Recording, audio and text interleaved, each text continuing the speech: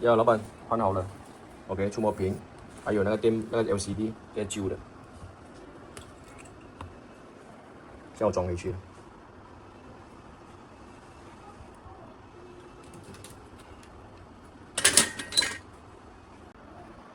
老板，你的 LCD 弄好了吗？那 touchscreen 也是换了的，因为现在我测试不到那个 touchscreen 的，要上车的时候才能。